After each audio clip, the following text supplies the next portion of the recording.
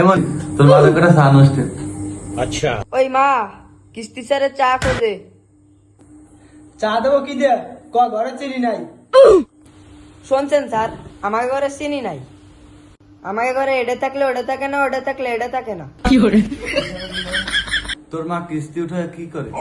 মাই কিস্তি উঠে খালি দেনা দেয় আর বাপে খালি দেনা করে। দেনা এই বেড়ে গেছে। তোর মার কিস্তি কয়টা? মার কিস্তি কয়টা? মার কিস্তি 4টা। আজকে একজন আসবে, কালকে একজন আসবে, পরশু আর একজন আসবে। আজকে আপনি আইছেন, ডেলি একজন না একজন আইতে থাকে।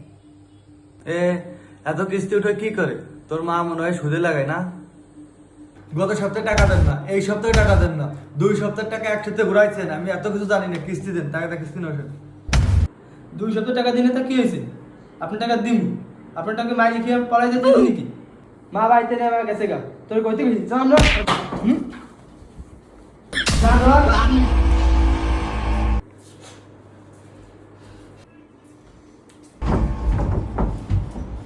একশো দিন কইছে এই কিস্তি মিস্ত্রিটা কাটু, শুধু 2 দিন পর পর কিস্তি উঠায় খালি। হাইরে গোলাম, কিস্তি না উঠালে খাইতে কি? গোলাম এখন তুই স্কুলে যা। আমি আজকে স্কুলে যেতে পারবো না।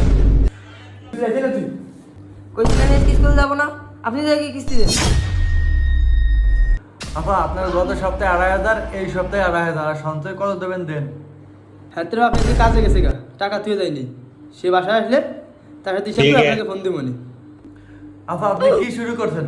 বর্তমানে এগুলো হবে, কিস্তি নয়েছেন জান, আমাকে এখন কিস্তি দেওয়া লাগবে। এখন কিস্তি দেবো কি হবে স্যার? ওর বাপে টাকা তুই দেয়নি, ওই ফুলা আছে বাদ দেবো, সে বাদের টাকা নাই। আপা এটা কোনো কথা? হ্যাঁ গোলাম বুঝছিস, কিস্তি স্যারে আমার কতগুলো কথা শুনেছে, তো বাপ হেলে কইস। আল্লাহ তো হাই স্যার আজকে যা